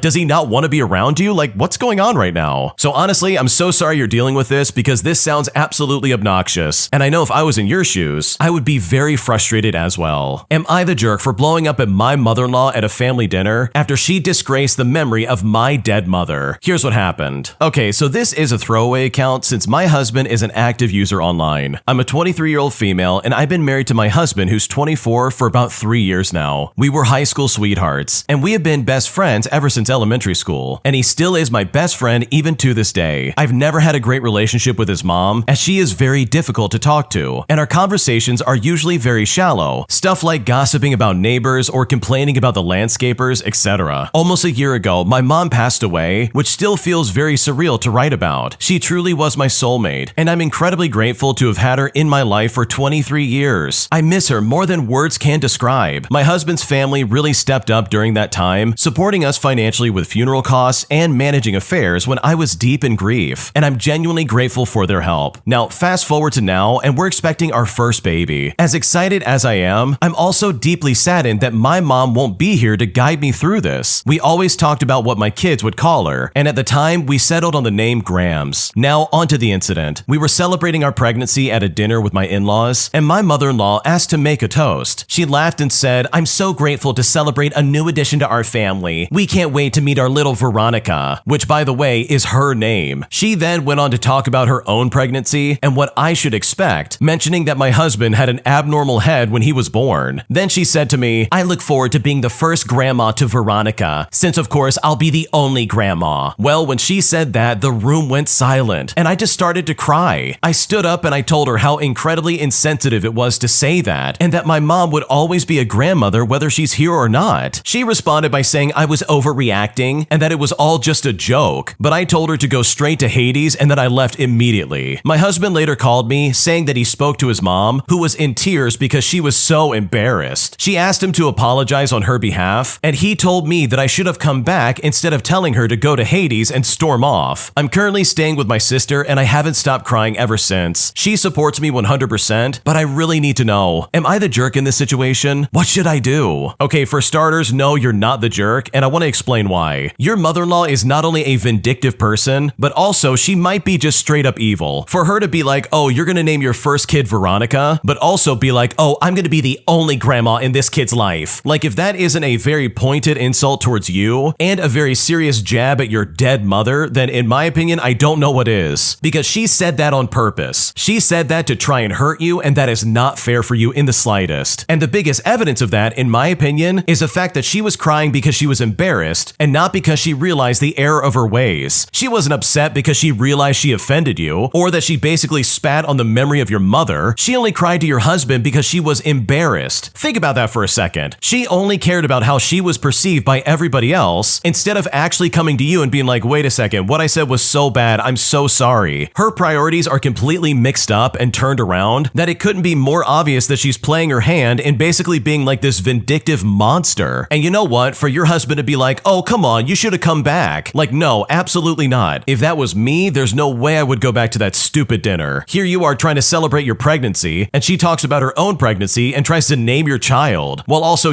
insulting your mother who passed away. Like, this whole situation sucks, and it's that lady's fault, not yours. Because you only walked out as a result of her comments. Like, you should not be blamed for her awful behavior, but instead, she should absolutely be held accountable for the crappy thing she just said to you. So no, you are definitely not the jerk at all in this situation, because what your mother-in-law did at this family dinner was so inappropriate, and you did not deserve that in the slightest. My dad's fiance is demanding that I babysit her kids during their wedding, but even after I said no, my dad's fiance is furious with me, claiming that I have an obligation to do so for my new siblings. And at this point, I'm not sure if I'm the jerk or not, because all of this is blowing way out of proportion. Here's what happened. So my dad and his fiance, who we will call Kristen, are getting married in January. Kristen has 3 kids under 8 years old, and my dad has me, and I'm a 17-year-old male. My mom died 11 years ago, and Kristen's ex-husband is alive, but doesn't play a role in the lives of their kids, except for child support, which is apparently taken from his income because he simply wasn't paying. Her kids don't remember their dad, and so my dad and Kristen are hoping that dad will become their new dad. I met Kristen and her kids about 4 to 5 months ago at the same time, and given my age and the fact that I did fine with just me and my dad, I'm not looking for Kristen to fill any sort of maternal or motherly role. I also don't think I'll be engaging with Kristen's kids as a sibling. Now, this upsets her because she wanted me to be the cool older sibling for them, and someone who might babysit on occasion, but mostly someone who'd make a point to spend time with them. But I'm not planning on spending too much time with them. I have plans for once I turn 18 years old, and my dad always knew this. So this has fed into the whole babysitting the kids during the wedding stuff. Kristen says that since I won't be 18 when they get married, and I'll still be living with my dad, I should be willing to monitor her kids throughout the wedding. And my dad admitted that she's hoping it makes me a little more willing willing to be someone to her kids. I said no when I was initially asked, and I was very clear with my response. Kristen then told me that it wasn't like I was looking forward to the wedding anyways, so why not just agree to babysit? She told me that it would give me the chance to bond with her kids, and I said no. My dad said he would pay me to do it if I was agreeable to money for it. But then Kristen was saying that it would be hurtful if I wouldn't do it as a favor to my growing family. Dad told her it was expecting a little too much, and she argued that if I'm there and I'm still living with him, I should be willing, and that I seem so resistant acting like a sibling, and that this is incredibly childish. There was some more back and forth about it, and Kristen got really pissed off when I said it again as clearly as I could, stating very plainly that I won't babysit during their wedding. Dad said he would pay for a sitter, but Kristen said I should really be more willing here, that Dad and I don't have an awful relationship, so why won't I give all this a chance and make the day less expensive and more of a happy memory for everybody? So am I the jerk in the situation? What should I do? No, you're not the jerk for saying no. Like, sure, Kristen can be disappointed in your actions or whatever she wants to say, but for her to keep asking over and over again and be like, no, you have to do it, we're family, like, that's obnoxious in my opinion, and I would get so annoyed by that. Like, there's no reason to try and guilt trip you into this as if this is some kind of family that you want to be a part of. Like, you're literally going to be out of that house in a year. The day you turn 18, you're going to be moving on with your life. Like, your dad knows this and probably has accepted this, so it's kind of weird that Kristen is like, no, you need to be a big brother to your siblings. And it's like, lady, I don't have siblings. These are not my siblings. They are your kids and I have nothing to do with them. And it's so weird that she's trying to like force this relationship in some kind of way, because you've clearly made your wishes known. You don't want to do that and you just want to move on with your life. And considering all the details here, I honestly don't blame you in the slightest for doing that. So no, you are definitely not the jerk, because in my opinion, Kristen is over the line for pressuring you in the way that she's trying to do. My mother-in-law secretly obtains our address and shows up unannounced, demanding that we give her time with our kids, or else she would call the police and get our kids taken away. And despite the fact that we went no contact with this woman several years ago, and that we live in a different country and never gave her our address, we are now incredibly shaken that this woman not only found us, but is also making these outlandish demands. Here's what happened. Let me start off by saying that I'm a very happy 29-year-old female living with my husband Alex, who's 31, as well as our 4 kids ages 7 all the way down to 1 year old. My husband and I had pretty bad childhoods, but I have great contact with my parents, and when we still live fairly near them, they would come and help out by cleaning the entire apartment, and overall they were amazing. Meanwhile, his family is absolutely insane. His father's in jail and his mom is absolutely crazy. There's been so much insane drama with her that a few years ago when we moved back to the United Kingdom from a different country, we went completely no contact with her. Alex also has a sister and a brother, and while we don't talk with a brother, we are really close to his sister. She lives in London and is also no contact with my mother-in-law. She recently graduated from university and she loves our kids, so we think that's great. The last time we heard from my mother-in-law was 2 years ago, which was right when we moved, but since then everything has been really calm. Well, fast forward to 3 weeks ago, and I was recently looking through old photos and I realized that Alex and I hadn't gone on a proper date in ages. Once every 2 months, we used to take a weekend trip to the beach or the mountains or the city, all before we had kids, and even after our first date, we stuck to the tradition and we took the baby with us. But after our second, we just didn't have the time anymore. We were busy, plus we live by the beach, so if we want a nice outing, we just take a 1-minute stroll there and then we call it a day. But looking back at those photos really just brought back this nostalgia of a time spent just with the two of us. And after talking with Alex, we decided it would be nice to take maybe a weekend trip down to France the following week. Now, I don't work and Alex has a flexible schedule, and while we did have to move a few things around, overall it wasn't that hard. His sister immediately agreed to come and look after our children, and the kids are excited to see their aunt. I was a bit sad to leave the babies, but knew that it would be good for our relationship to have some time just for ourselves. So we were all ready for our trip. It was Wednesday and we were all set to go by Friday evening. Alex was at work and I was home alone with the children when I heard the doorbell go off. I go and open the door, and there, standing with a smug grin on her face, is my mother-in-law. And I was shocked to say the least, because how on earth did she find out our address? She doesn't even live in the same country as us, and yet here she was standing at my doorstep. She then pointed at my son, who I was holding, and said, "Oh, is that the newest baby? I've never even met him." She then practically pushed herself in and casually sat down in the living room, while I tried to figure out what on earth I was gonna do. When I asked her why she was here, she tried to avoid the topic, and instead wanted to see the other kids and bond with them until until Alex came home, but I would not let her. It might sound rude of me, but as I said, she's done some incredibly toxic things in the past before and after I gave birth, so this was to protect our family. Finally, she dropped the sweet grandma mask and revealed the true reason that she was here, to persuade me into letting her spend the weekend with her grandkids. She somehow found out that we were going to France and leaving the kids with my sister-in-law, and she just wasn't having that. She began saying that my sister-in-law was irresponsible and young. She wouldn't manage taking care of 4 young children for 2 whole nights. Meanwhile, my mother-in-law explained she was experienced after raising 3 children, so she would have no problem. Plus, according to her, she was already here, so she could do it. Now, when I said no, she shifted her personality and became serious, which meant yelling at me and telling me she had the right to see her grandbabies, and that she would call the police and demand grandparental rights. She claimed I was being awful and neglectful for planning to leave my children alone for a whole weekend, and that she'll call CPS and really try to get us in trouble. Now, I was getting tired and I asked her to leave, but she said she won't and literally sat down on the couch refusing to move. When I called Alex to come home, he was not pleased and got into a heated argument with his mother, which resulted in her finally leaving. However, this whole thing is nuts because we cannot figure out how she found out our address or even our weekend plans. And my sister-in-law swears that she didn't tell any relatives and only told her colleagues and roommates about what was going on. Now, as for my mother-in-law, she didn't fully leave. I have no idea where she's staying at the moment, but we see her driving a rental car outside of our house constantly, as if she's some kind of surveillance officer. It's so ridiculous but scary at the same time, because our 2 older kids are constantly playing outside in the garden without supervision, and while we obviously have a fence and security cameras, it's still a scary thought that she might try to snatch one of them up, even though Alex assures me that she wouldn't go that far. We ultimately canceled our trip due to fear that she would try to pull something while we were gone, and we're still trying to figure out how she found us, and we're just waiting for her to do something that would let us get a restraining order against her. She is a scary woman for sure, and it seriously left us in a really awful spot. This is really scary because seriously, this lady is not right in the head. First of all, she basically broke into your house and she said, "Oh, I'm not leaving until I can see the kids and spend time with them," while also saying that if she didn't get her way, she was going to call the police and make up all these lies. Which, by the way, I'm pretty sure that's the only reason she's outside of your house constantly in that rental car. She's probably trying to document some kind of situation just so she can try and have it in her back pocket as some kind of like ultimatum, even though that would never work and what she's trying to do is insane. Like, she's clearly not right in the head, and it's obvious that she has ill intentions towards you and your family, because for her to show up to your house unannounced as well as having your address in the first place, like, that is really intrusive and really scary. And I really think if I was in your shoes, I would go to the police. I would tell them exactly what's going on, and if they really do have cameras, then I would be like, look, this is her basically forcing her way into my house, because this entire scenario is really sketchy, and if I was in your shoes, I would take this very seriously. If you like Am I the Jerk, you're probably going to love Am I the Genius. Check it out, link down below in the description. Also, go to amithejerk.com/submit if you would like to submit your own stories. Am I the jerk for allegedly ruining my friend's vacation after they sent me a text message saying that I ruined everything based on the way I was acting? Because right now I'm completely floored and blown away, and at this point I really don't know what to do. Here's what happened. I'm a 38-year-old female and I just got back from vacation with my 2 lifelong friends. For the sake of the story, we'll call them Kate and Mary. I've known them since university and we've always been close. The 3 of us have been planning this Bali trip for a few months, along with our husbands and their kids. They both have children under 5, while my husband and I are child-free. For the sake of the story, we'll call my husband Jake. We agreed to split the cost of a 4-bedroom villa 3 ways, and everything seemed fine at first. Jake and I arrived in Bali earlier than the rest of the group because we had different flights. Once we got to the villa, we waited to choose rooms with our friends and didn't mind when they both chose the ones with in-suites. We had a great time during the trip. Jake and I did some couples activities like hiking or getting a massage or having dinner, but we also spent time with Kate and Mary and their families whenever it worked for everybody else. To be nice, I even surprised them with massages to give them a break. The only thing that made me uncomfortable was that whenever I ordered a drink, which was a cocktail before dinner or a glass of wine with meals, I'd get comments like, "Oh, you're drinking again?" Now, for context, I'm a social drinker and I don't drink that often, but we were on vacation and I didn't think it was a big deal, especially since our husbands were drinking too. Well, I just ignored the comments so I could enjoy the trip. On the last night, Jake and I made plans with the guys to go out, and Kate and Mary said they were staying in to pack. Jake convinced me to join them, and since it was the last night of our vacation, I didn't want to stay in either. We went out and we honestly had a great time. We got back home at about 1 o'clock in the morning and I passed out straight afterwards. The next morning was a bit chaotic with everyone packing and checking out, but we all made it back home without issue. We had booked business class seats back, so we were separated during the flight and said quick goodbyes at the airport. Well, a week after returning home, I got a long text message from Kate saying that both she and Mary wanted to reduce contact with me because apparently I had ruined their vacation. They mentioned several things like me drinking every night and that I wasn't acting like a girl's girl and that I booked different flights and I didn't hang out with them enough and that I was selfish for not helping them with their kids. She even said that I was just focusing on partying and not acting my age, and this message really hurt me. Well, I cried after reading it, and honestly, I don't know what to think yet. I thought I was just enjoying my vacation, but clearly they had a very different view. I haven't responded yet, and my husband has been asking me what's bothering me, but I don't know what to say. So am I the jerk for how I acted on the trip? Because right now, I really don't know what to do. Before we go any further, the original poster has an update that they wanted to share. Here's what they had to say. Okay, first of all, I want to thank everybody for their kind words and their support. Reading through the responses and seeing how many of you are upset on my behalf has made me reflect on how I initially planned to handle things. I was going to apologize, thinking it might be the easiest way to keep the peace, but now I realize that might not be the right approach after all. I've also showed my husband Jake this post and the text message, and he told me to thank you for looking out for me, and he's actually pretty angry on my behalf about the text message too. I also showed him some of the comments that gave me insight on how my friends may have been feeling, which has given both of us a lot to think about. He also asked me what I wanted to do next, and if I wanted him to respond to my friends for me. While I appreciated the offer, I told him I'm still thinking it over. He reassured me that he's here for me no matter what, and if I decided I want him to step in, then he would be ready to say something on my behalf. For now, I'm going to sleep on it and take some time before I respond, or even if I just don't respond to the text message. But again, I want to thank everybody for helping me see things a bit more clearly, because right now, I feel less alone in all of this craziness. Okay, first of all, no, you are absolutely not the jerk, and I definitely echo pretty much all the comments that are in this post, where people basically say, yeah, you did nothing wrong. For starters, you were on vacation. Of course you're gonna have fun and spend time with your husband. For them to be like, oh, you were drinking every night and you didn't spend any time with us. Like, seriously, are you also married to them? Like, what is this all about? Are you kidding me right now? They're trying to make this sound like you were just drunk out of your mind and you were stumbling all over yourself and you were not acting your age, but it's like, are you kidding me? I'm in Bali on vacation with people I thought were my friends. If anything, that is definitely the place to let your hair down and just have some fun. Not to mention harmless fun on top of that. I find it also really funny that they're like, you didn't even help with any of our kids. It's like, okay, what are we talking about here? Did you really expect the original poster and their husband to watch your kids while you guys went out and did whatever you want? Their choice to be child-free doesn't mean that they should be saddled with your kids. If you didn't want your kids with you on this trip, then guess what? You should have left them with a babysitter or a family member or somebody else. Like, how is this the original poster's problem at all? Just because Kate and Mary didn't get the most out of their trip like they were wanting to, doesn't mean that the original poster's at fault. It just means that Kate and Mary are jealous of Jake in the original poster. Like, come on, that's all that's going on here. So no, you are definitely not the jerk. And honestly, if Kate and Mary want to pull away from you for not being more involved in their stupid trip, then honestly, by all means. Because if I was in your shoes, that is not the kind of people I want to be friends with. Especially if they're going to try and blame me for their vacation. This next story came from the Am I the Jerk subreddit. Check the links in the description if you would like to submit your own stories. Am I the jerk for locking my husband out of the house, all because he wouldn't stop bringing stray animals into our home? Here's what happened. Okay, so my husband has a huge soft spot for animals. Like, it's a nice trait and all, but it's getting out of control. Every time he sees a stray dog or cat, or even a raccoon, he brings it home, as he would say, just for the night to make sure it's okay. We've been married for 5 years, and in that time, I've come home to at least 20 different animals in our house. Some were covered in fleas, some chewed up our furniture, and one time, he even brought home a possum that hissed at me when I went into the kitchen. It is beyond stressful, especially since we already have 3 pets of our own. I've told him countless times to stop bringing strays home, but he just brushes it off, saying, well, I can't just leave them on the street. Well, last night was the final straw. He comes home at midnight with a stray goat that he found wandering near a park. Yes, a goat. And he thought it would be fine to just let it stay in our living room overnight. Well, I lost it. I told him he's being ridiculous and that he can't keep doing this, but he still wouldn't listen. So I did something drastic. While he was out in the backyard backyard trying to build some makeshift pen for the goat, I locked the doors and I told him he could sleep outside if he was so attached. Well, he ended up sleeping in the car because it was cold, and now he is furious with me, saying I overreacted and that it's cruel to lock your own husband out. Well, I told him I'm done living in an animal shelter and that it's either the strays or me. Well, he says I'm heartless and that I should be more compassionate, but I feel like I've put up with enough. So am I the jerk for locking him out because he wouldn't stop bringing home random animals? What should I do? Okay, for starters, I do think you're the jerk for locking your husband out because this is like a massive overreaction. Seriously, it's cold out and you made him sleep in the car. I get that you don't like these animals in your house, but this is like over the line in my opinion. Like this absolutely can be the last straw and you can be like, okay, this is not gonna happen any longer. We gotta figure something out. But to lock him out of the house like that, I really do think that's over the line and that should not have happened. But also on that same note, this is not excusing your husband's behavior. Like this guy's bringing home random animals that you're like, okay, I don't want this in the house. Because trust me, I'm right there with you. If I saw a possum in my kitchen or even like a stray dog or cat with fleas or even a raccoon, like I would be losing my cool as well. So hopefully there's some kind of solution here where your husband can still rescue these animals, but keep them out of your house in the process, because that is clearly a combination that is not working for the both of you. Am I the jerk for telling my little sister that she is insane for taking the door off of her daughter's bedroom as some kind of punishment, all because she didn't want to go to Girl Scouts? Here's what happened. So I recently told my sister that she was turning into our mentally unstable mother and was ruining her relationship with her daughter, who we will call Sarah, which is something our mother did with us. For context, Sarah is a really good girl. She's homeschooled, very sheltered, and heavily involved in Girl Scouts. My sister controls literally every aspect of her life. Sarah has been apparently acting out lately, such as saying no to chores and refusing to cooperate, which is something that I think is pretty normal for this age. And for reference, I have 4 kids, and 3 of them have gone through puberty. It's obvious to me that Sarah is acting out as a way to establish some independence and doesn't have the tools to be able to express this need to my sister. Defiance is obviously something that needs to be addressed, but I think my sister would have a much better outcome with a compassionate conversation with Sarah. I know it's not my place, but I believe with my whole heart that it's time for her to let Sarah know that she is proud of her and trusts her to do the best in making good choices and is going to be giving her more freedoms to positively reinforce her good choices, not the opposite. Also, 2 days after this whole ordeal, Sarah started her first period, so I know this all is likely a hormonal surge and should have been met with compassion and not anger and punishment. Anyways, Sarah didn't want to go to Girl Scouts. She had to compete against other girls for a badge and was too embarrassed at the thought of losing, so she flat out refused to go. Well, when Sarah said this, my sister was so upset with her. She didn't ask her why she didn't want to go, but instead she just became really heated and things somehow escalated to the point where my sister took away all of Sarah's privileges, namely her electronics, her phone, even any books, and told her that she was only allowed to leave her bedroom to go to the bathroom. The next day, when my sister was bringing Sarah her lunch, she caught her reading and my sister just lost her mind. She threw Sarah's lunch on her bed and said to her, "The next step is calling the police, and trust me, your treatment here is far better than the treatment you'll receive in jail." And Sarah responded in tears by saying, "Okay, call them." So my sister walked away pretending to call the police, and when she came back, she removed Sarah's door from her bedroom and said that the police told her to do that first and that the next step was going to be jail. And I honestly feel the way she's treating Sarah is awful. My sister and I have always been very close and promised to let each other know if we were turning into our mom. Well, I did that, and now she's not talking to me. So am I the jerk here? Should I just tell her to parent the way that she sees fit, even if she's going to destroy her relationship with her kids and with me? What should I do? No, I don't think you're the jerk for saying something, because seriously, the way your sister's acting is insane. She's treating her daughter as if she did some horrible crime, but literally she's just growing up and doesn't want to go to Girl Scouts. So for her to be like, "Oh, you're gonna go to jail," and then take the door off its hinges and be like, "Oh, the cops wanted me to do that." Like seriously, this is an overreaction to like the highest degree. So no, you're definitely not the jerk for telling her the truth, because seriously, the way she's acting is not okay, and she is only ruining her relationship with her family in the process. Am I the jerk for refusing to throw away a bunch of my clothing simply because my partner thinks that I have too many? Because right now I'm very frustrated, and at this point I really don't know what to do. Here's what happened. So my partner and I moved into a new house recently. He is paying for the home, as well as the vast majority of our expenses. For reference, he is well off, and my net worth is about 3% of his for context. In our home, we have a walk-in closet. Currently, I use about 60% of the closet, and he uses uses 20%, and the 20% that's unused is available for him to use. In addition to the closet space in our bedroom, we currently have 2 guest bedrooms with large closets as well. Prior to purchasing our new home, we lived separately, and when moving here, I was very deliberate about which of my clothes I was bringing along, and I used it as an opportunity to get rid of a ton of items of clothing that I literally no longer want. Well, my partner has said to me, "Hey, I want us to go through your clothes and decide which ones we're keeping and which ones you don't wear or use, and we should honestly just get rid of it." And I responded by saying, "Okay, we can, but I already did that, and I only brought over the clothes I know I want to keep, so I don't think this is necessary and it won't lead to me getting rid of them." He responded that he still wanted to go through them, stating that it's fine if we don't end up getting rid of anything, but also that he doesn't want to bring junk into our new home, while also saying that I have way too many clothes. He also offered that we could go through his things and do the same thing, but I said that I don't have any problem with how many clothes he has, and I'm not concerned about what he keeps or doesn't keep. To me, this whole thing is unnecessary, and I don't even see why it needs to be an issue. We have the space, I already did what he is asking me to do on my own, and also I'm having a hard time seeing why this even matters or is an issue. And this isn't the first time this has come up. He's brought it up multiple times, leading to a similar conversation, with last night's being especially vitriolic. I got upset about it while we were discussing it last night, and I said to him, "Why can't I bring what I want into our new home?" And he just said to me, "Fine, I don't care, bring anything, and why don't you pay for everything too?" And then he left because he needed a break. So seriously, am I the one being unreasonable here? What should I do? No, you're not being unreasonable at all. You already did what the original poster wants to do, so there's literally no point in doing it again. It also sounds like you guys have plenty of closet space like around the house. So if this really is like a space question, then honestly it seems like he's making a mountain out of molehills. This is also such a weird thing to be controlling over. Like, why is he so upset about this specific thing? It doesn't make sense, and it's just kind of weird in my opinion. I don't know, it's like a borderline red flag if you ask me. Like, is he controlling in other areas of your life? Like, I don't know, maybe I'm looking too much into it, but this just seems a little sketchy in my opinion. So no, you're definitely not the jerk. There's nothing wrong with the clothing that you have, and I really think this is just something that your partner is just gonna have to get over. My toxic in-laws have been constantly talking garbage about me behind my back in another language, saying terrible things about me under the guise that I couldn't understand them. But after listening to this for several months, as well as putting up with so many awful comments, I decided to drop the news that yes, I understood what they were saying, and that I've known the entire time. And now, as a result, my entire extended family has freaked out on me, claiming that I'm the one at fault for secretly knowing that they were insulting me all along. Here's what happened. My husband and I have been married for about 3 years, and for the sake of the story, we'll call my husband Peter. We have one child together, and I was pregnant with our second, and I'm Western Canadian while he is from Germany. We lived in Canada for a long time, but because of inflation, moving back to Germany seemed to be a better option for us. So we bought a nice house in the place where my husband is from. The day after our flights to Germany, we all visited Peter's family, and this was the second time I've seen them, with the first time being our wedding. They greeted us and brought us inside of the house, fussing over my son. We had dinner, and soon we left the house, wanting to settle into our new home. Now, we visited Peter's family often for the next few months, but I had started to realize that they would sometimes speak about me in German. They would make rude comments on my hair and makeup, question my fashion choices, and overall were just very unkind to me. They also said mean things about my pregnant belly, which I was already insecure about. I ended up talking to my husband about this, and I told him that I didn't like the way that they were treating me. I said that I hated how my every choice was judged. So he told me that he would talk to his family. Well, the next time we went to his parents' house, there were no more mean comments. And for about 3 months, it was like nothing ever happened. I gave birth to a perfect baby girl that we named Lilith, and Peter's family was very upset when they heard the name. Now, if you didn't know, Lilith means ghost or of the night. We didn't pick this name because of its meaning, but because it's a name that every girl in my family has had for many years. My middle name is Lilith, along with my mom's, my grandma's, and even my great-grandma's. For a while, I didn't visit my in-laws. I didn't want to hear them talk about how I shouldn't have named my daughter Lilith. But yesterday, we saw them again. It was my mother-in-law's birthday, and as soon as we showed up, things started to go badly. Everybody wanted to hold Lilith, which made my mother-in-law upset because people weren't paying attention to her and made me overwhelmed. But I didn't want people to hold her. I was going through a pretty bad postpartum depression, and it was pretty early to see people. So I let people look at her but declined when anybody asked to hold her. During the dinner, I heard my sister-in-law talking to my mother-in-law in German, and I actually heard her complaining about how she couldn't hold my baby. My sister-in-law even had the audacity to call me, and I quote, a fat that ugly addict. Well, I turned to my sister-in-law and mother-in-law and I told them off in German. I basically said that I have always known what they have said about me, but calling me names was honestly the last straw. I also mentioned how I have known German for almost my entire life. Well, when I said that, the table instantly blew up. People were yelling at me because apparently this was my fault. I eventually left with Peter and we haven't talked to them ever since. So am I the jerk in this situation? What should I do? No, you are definitely not the jerk. These people absolutely had it coming and you call them out in the perfect moment. You're literally in front of the entire family and you're watching as all of them are complicit while these comments are being made. They're not only not defending you, but they're also letting it happen. And that, in my opinion, is almost worse than anything else. So the fact that you dropped it on them like that, and based on the way they reacted, shows that they're not only guilty, but also how absolutely obnoxious they are. They really tried to turn this on you and be like, oh, this is your fault for not telling us. And you almost want to question and be like, why? Because now you can't talk garbage about me behind my back? Like, there's no way this is your fault. This also makes me wonder how many times your husband has let this slide. Like, sure, he kept it a secret that you know German, but did he ever chime in and be like, wait, don't talk about my wife like that? Like, I really hope he did defend you in some kind of way, because if not, that means he's complicit as well, and that would be so damaging in my opinion. It's also hilarious to me that these people didn't assume that the lady who's married to a German man who moved to and bought a house in Germany doesn't somehow know German. Like, seriously, talk about a miscalculation to the highest degree. Did they really just not think it through that maybe you know what they're talking about? Like, in my opinion, I think you have the patience of a saint, because if I was in your shoes, there is no way I would put up with that for even a second. Like, the second I knew they were talking garbage about me, and I realized that they actually don't like me in the way that I hoped they would, I would have set that record straight real quick, especially if I'm going to be living in the same city as these people. So no, with all things considered, you are absolutely not the jerk. You didn't do anything wrong. You've tried to be cordial with these people, and it really sounds like you did everything right to try and make these people like you in the best way possible. But at the end of the day, people like this never change, meaning that their behavior is absolutely not your problem. If you like Am I the Jerk, you're probably going to love Am I the Genius. Check it out, link down below in the description. Also, go to amithejerk.com/submit if you would like to submit your own stories. Am I the jerk for not moving my wedding date just to accommodate my sister's pregnancy? Because right now she's really mad, and at this point, I don't know what to do. Here's what happened. I'm a 25-year-old female, and I have a sister who we will call Ellie. Ellie and I have always been close growing up, despite her being 3 years older. We've always been best friends, and I was her maid of honor, and she's gonna be mine. Ellie is currently 5 months pregnant, and she had a rough first trimester, throwing up 3 to 4 times a day, and always was very tired. Some days she literally couldn't get out of bed. She had also found out early when she was a month into it because her symptoms were so bad. Her and I live close to each other, and since her husband travels a lot for work, I have stayed with her a lot since I work remotely. Now, my fiance and I had originally set the date for July. However, seeing how sick that she was, I, along with my entire family, were getting very worried. And so, after my fiance and I discussed it, we decided to reschedule the wedding until after she had passed her first trimester, and per her doctor, she was supposed to get better. Now, I need to add that nobody asked us to do this, but I felt that it was needed. And thank God she did get better. She's eating normally and going out and back to herself. Seeing this, my fiance and I talked about our wedding again, and had always wanted a summer wedding on the beach, but I didn't want to wait a full year, and seeing winter wedding pictures was slowly growing on me. And so with that, we decided on a December wedding. The invitations were finalized last week with the date, and it was all sent out a couple of days ago. And yes, it is early, but my man and I all have big families and big group of friends and colleagues, so we need to get the RSVPs very early. Well, yesterday I got an angry phone call from my sister asking how I can do something like this to her. I was honestly confused, and I told her as much, and she went on to rant about how inconsiderate I was to not wait until my nephew was born, that her being the maid of honor and 8 months pregnant is going to be hard, and that she has already been through so much already. I calmly explained to her that while yes, she is the maid of honor, I don't expect her to go above and beyond. My best friend and her had always planned a girls' night back when my wedding was in July, so we're just going with that again. I mean, everything is already bought and my best friend will set it up. I told her that my man and I have also rebooked everything ourselves, and that I will pay to have her dress resized to accommodate her bump. I'm even taking care of hair and makeup for all my wedding party, so we will have a sort of pamper session where we'll all get ready together and take pictures. So basically, all she's required to do is show up. Well, she's having none of it, and is demanding that we reschedule it again until next summer. But I put my foot down and I gave her a flat out no. My parents called me and asked me to reconsider, saying that I know she's emotional and hormonal, but I told him that's not an excuse to act this way. What should I do? Before we go any further, the original poster has an update they would like to share. Here's what they had to say. First of all, I want to thank everybody for their comments and their advice. I'm definitely seeing her side more than I was before, but I do want to clarify some things that I didn't add in the post. When we rescheduled the wedding, her and my brother-in-law had my fiance and I over for dinner, as we do weekly dinners every Friday, and she had thanked me for rescheduling and told me that she felt guilty, but I made sure to tell her that I don't blame her and that having her there healthy and happy is what matters, in whatever capacity she can give me. I made sure that she knew that she could step down from maid of honor at any point, even if it was the day before the wedding, and that I would understand no matter what. That dinner, my man and I also floated the idea of a winter wedding around, and both her and my brother-in-law said it would be fun since we haven't had that in our family yet. We also chose the date around many of our family schedules along with our friends' availabilities, who were also still being gracious enough to do our wedding flowers and catering and renting us the venue despite us rescheduling it once already. Also, I may have to update in the future because my parents called and invited me to their house so my sister and I can talk it out. I have no idea why she's using a third party, even if it is our parents, but this all is super frustrating and I'm just wondering where this is gonna lead. First and foremost, I don't think you're the jerk for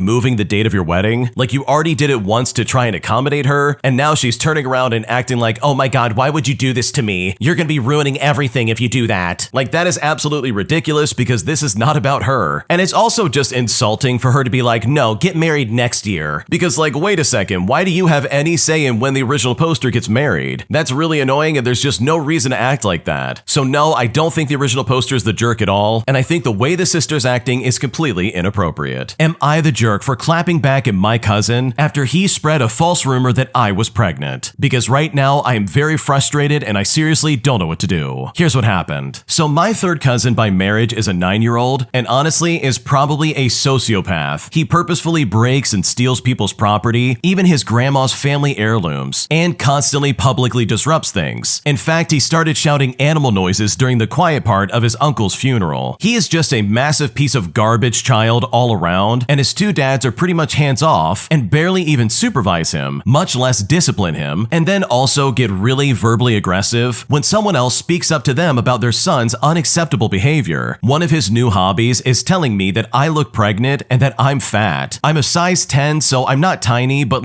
not really fat. I do have a condition called diastasis recti that I can't have surgery to fix until I'm done having kids, but it gives my belly a more pronounced appearance. I've explained this nicely to the kid and his parents multiple times, that I have this medical condition that I'm self-conscious about, and I'm very sensitive. So please stop loudly saying I'm pregnant and calling me fat. Well, he kept doing it, and he also only does it in front of large groups of people, like when we're all gathered around a fire pit or eating dinner. So I know that he knows that I'm not pregnant and that it's inappropriate to be doing this. So we were at a family dinner this weekend, and this kid goes up to the bartender my mother-in-law hired for this private event and tells him not to serve me because I'm pregnant and an alcoholic. I then went up to the bartender myself later with a group of my husband's family to get a glass of wine, and he actually refused to serve me, citing this kid for telling him that I'm pregnant. And when I heard that, I just died inside. I was beyond mortified. I then marched up to one of the kid's dads and I told him what the kid did and said that he needed to ask him to apologize to me because that was unacceptable. Well, he refused and actually got offended that I would ask for an apology. So I'm pissed. I walk up to the kid and I say to him, I know what you did to the bartender. Why did you do that? To which he replied by saying, it was funny. Well, I clapped back. I said to him, you know what? I understand why your original mother and father didn't want you and put you up for adoption. You're a bad kid. Well, when I said that, the kid starts bawling, and it's the first time I've ever seen him cry. And after I said that, I just walked away. He told the whole family, and I just said that I asked him why he did what he did, and I'm sure people believe me because this kid also lies a lot. But I do kind of feel bad, and I wonder if I was out of line, or if there's something else I should have done instead. I just got sick of trying to take the high road and address it with the parents and having them not give a single care about it. And you know what? I also rationalize it by saying, well, maybe now he'll learn not to mess around and find out, and maybe next time he'll think twice about trying to hurt somebody. So am I the jerk in this situation? What should I do? Okay, I'm gonna be honest real quick. I don't think the original poster's the jerk. Now, this might be a hot take. I totally understand if someone's like, wow, how could you feel that way? But this is one of those situations where it's like, okay, I think it's time to fight fire with fire. In my opinion, if your parents are not going to supervise your kid, and this kid's gonna run around and do stuff like this, at that point, the gloves are off. That little brat actually went up to a bartender and said, "Don't serve her, she's an alcoholic and pregnant." And sure, the bartender's a moron for believing that crap, but also this kid was completely over the line. He's done this repeatedly, and the original poster has talked to the parents repeatedly. She's practically begged them to please leave her alone about this, and that she's really sensitive and self-conscious about it. Like literally, she's done everything she can to be civil and try to take the high road, as she put it. But this little demon spawn clearly has no discipline in his life, and he thought, oh yeah, I'm gonna keep doing it because I think it's funny. And if the parents aren't gonna get involved and no one's gonna listen, then in my opinion, what the original poster said is not at all that bad. Because here's the thing, the parents and the kid allowed it to get to this level. You literally just want to exist at family events and not be called pregnant or fat by some stupid brat. And that's all this kid is. He's spoiled, he has no discipline, and the parents are clearly doing nothing to help out. And worst of all, they're the kind of parents who get upset when you say something about their stupid kid. And oh my god, I can't stand parents like that. They are the worst to deal with because they just don't see what's actually happening. Or they do see what's happening and they still don't do anything about it. So personally, maybe that's a hot take, but if I was in the original poster shoes and I had been harassed like this by this stupid kid over and over again at pretty much every opportunity he's given, then I would probably say something like this, if not a little bit worse. And the thing is, this kid absolutely has it coming. You can't just talk to someone like that and expect to get away with it all because you think it's funny, or even because your parents are literally doing nothing to supervise you. So truly, I think you did nothing wrong in this scenario, and I think this kid absolutely had it coming. An entitled older couple follow me from store to store, claiming that I tried to hit this old lady with my car, even though I definitely didn't. Here's what happened. So I've been visiting my family in my hometown, and yesterday I borrowed my mom's car to visit a close friend and her family. I stopped at the store, which is located in a small strip mall, to pick up a treat for the kids, and while I was driving through the parking lot, a woman, probably in her early 60s, was walking over to her car. So I slowed down, and I came to a complete stop about 3 to 4 feet from her so that I could let her cross. And when I did that, she stood in front of my vehicle to scream at the top of her lungs about how I almost hit her and this was a parking lot. I mouthed the word sorry to her just to de-escalate the situation, but she refused to move and continued screaming at me. So I drove around her and I went to park the car to enter the grocery store. I took maybe 5 steps from my car and I noticed that she was storming over towards me, absolutely fuming. So I immediately got back in my car and I drove away about 5 minutes down the road to a different store just so I could not engage with this lady. As I was waiting in the checkout line of the store, I saw her and a man who I assume was her husband walk in and began looking around, definitely looking for me. And at that point, I got super freaked out and I left my items behind and immediately exited the store and walked to my car. Well, she saw me and followed me out to the parking lot and proceeded to scream in my face about how I almost hit her and kept saying how she has pictures of my license plate. Her husband also just stood behind her with his arms crossed, staring me down. After about a minute of this, I got into the car and I locked the doors, and I just kept telling her to get away from me, but she continued to stand in front of my car and scream at me and film me on her phone, all the way until I called the police, which I told her I was doing so if she didn't get away from me, and it was only then that she left when she realized I wasn't bluffing about calling. Well, this really freaked me out, because I have been attacked completely at random in public before, and I know rationally that she probably wasn't going to attack me, but by the time I got on the phone with the dispatcher, I was like completely shaking and could barely handle my phone to make the call. Now, I want to be clear that I was driving probably 10 to 15 miles an hour at most in this parking lot, and there were many other people walking because it was a Saturday morning, and we were right in front of a diner which is also in this strip mall. It would not have been possible to be driving fast because of the amount of folks coming in and out of the diner. I also work with children, and I'm acutely aware that parking lots are an area where kids may try to run from their parents up to the car and all this other stuff. So I always try to make sure and be aware. Maybe I'm misremembering, and I got closer to her before coming to a complete stop than I think I did, but I'm fairly certain if I had enough room to drive around her when she refused to move, that I was not overly close to her. Even so, I don't think this interaction warrants what her and her husband did, but this whole situation really freaked me out, and I really hope I never deal with it ever again. Wow, that's really scary, and I'm so sorry that you dealt with that. You tried to do everything possible. You tried to de-escalate it and be like, okay, my bad, I'll be on my way. And you tried to leave and get away from these people, but they literally tracked you down to the very store that you ran to just to try and get your stuff and go along with your day. Like, for starters, that lady clearly had like a chip on her shoulder, and she either wanted to have an argument, or she was trying to blow this out of proportion just to try and get you in trouble in some kind of way. But regardless of how she felt, there is literally no excuse for the way she acted. This is also one of those moments where having a dash cam or some kind of camera in your car is quite literally your best friend.